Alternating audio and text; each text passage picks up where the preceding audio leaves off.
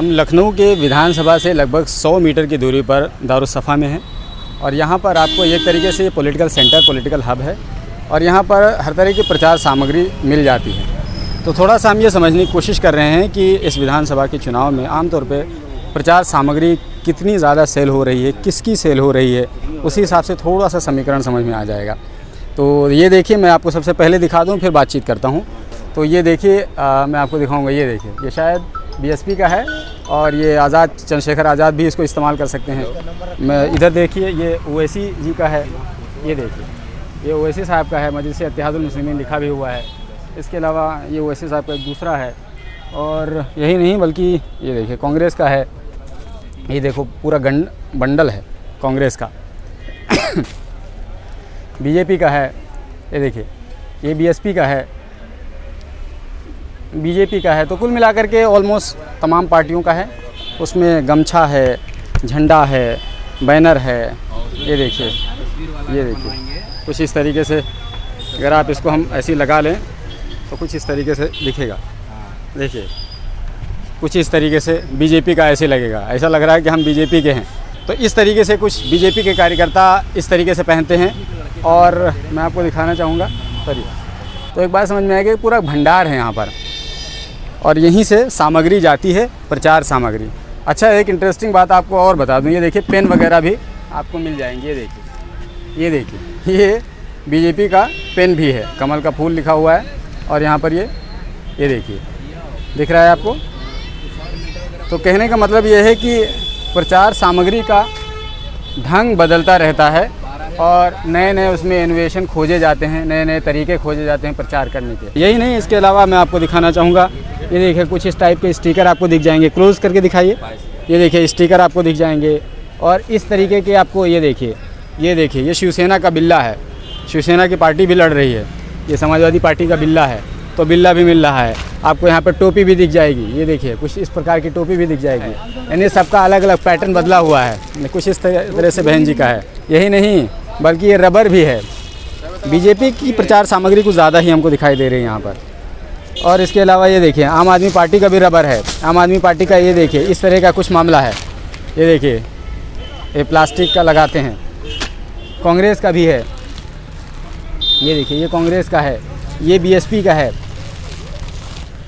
ये देखिए, कुछ इस तरीके से। तो कहने का मतलब ये है कि प्रचार सामग्री भरपूर है। भाजपा वालों को बस चलेगा तो सब घर ही के अंदर कर देंगे, कहेंगे बाहर कुछ मत करना, कर धरना, ये सब घरे के अंदर सब हो जाएगा।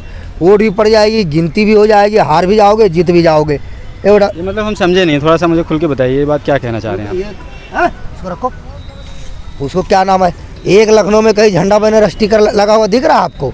ऐसा ही चुनाव होती है। पूरे चुनाव के ऊपर उसने प्रतिबंध लगा रखा है कि एक झंडा बैनर किसी का नहीं लगेगा। एक अपना घर के ऊपर लगाता है तो चुनाव से परमिशन लेगा। ये जनता तंत्र है कि राजा तंत्र है? ये कौन सा तरीका है? बीजेपी की सरकार है, बगल में बीजेपी का दफ्तर है, बगल में विधानसभा है। आप बीजेपी ही से खफा हैं? क्यों नहीं खफा होंगे? जब हमारा इससे पहले खुल करके आदमी झंडा बैनर लगाता था, अरे सरकारी में लगाओ, रोड पे लगाओ, कहीं लगाओ, तो आदमी कहता परमिशन, या सरकार कहती परमिशन तो उसका जायज है। अपना मकान, अपना गाड़ी अपने चीज में लगाएगा, उसका भी कहता परमिशन। गाड़ी में सामान लेकर के जा रहे हो तो कहता परमिशन कहाँ है? अपना नाम बताइए जरा। हमारा नाम है रवि कुमार। रवि जी, मुझे बताइए कि आपका सामान नहीं बिक रहा है इसलिए नाराजगी है और सबकी नाराजगी है?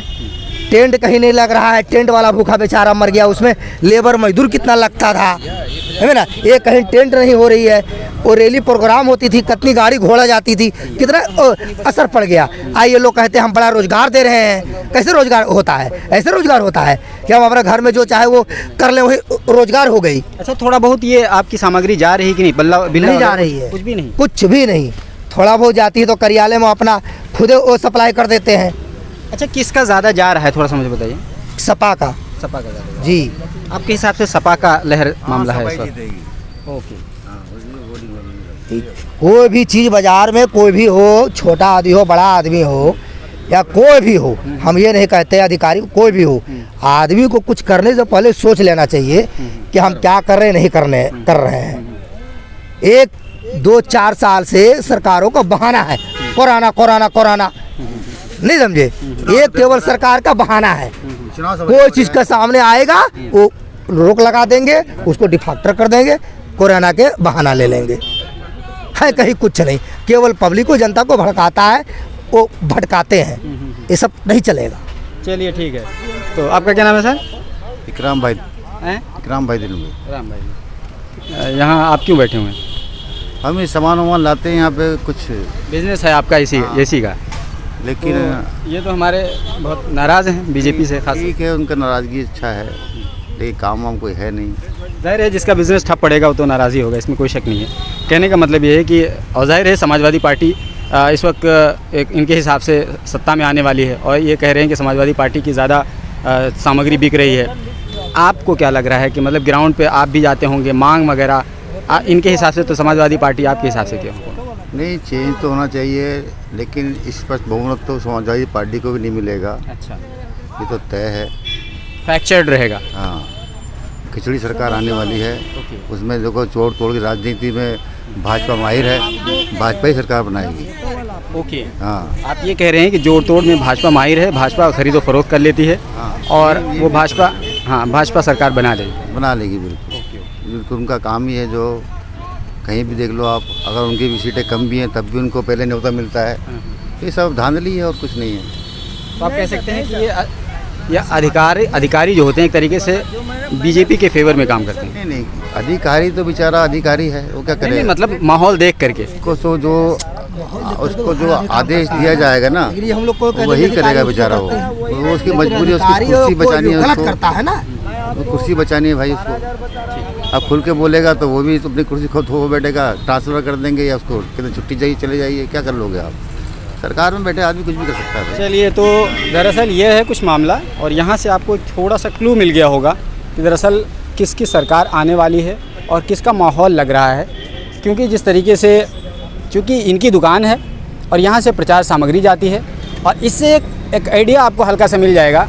जिसकी प्रचार सामग्री ज़्यादा जा रही है, आमतौर पर ऐसा होता है जो सत्ता में सरकार होती है उसकी प्रचार सामग्री ज़्यादा जाती है, लेकिन ये कह रहे हैं कि समाजवादी पार्टी की सामग्री ज़्यादा जा रही है, तो हमें तो धारा कम से कम विपरीत नज़र आ रहा है। इस हवाले से आप कह सकते हैं और समझ सकते हैं कि समाजवादी पार्टी को ज़रा सा उम्मीद नज़र आ रही है।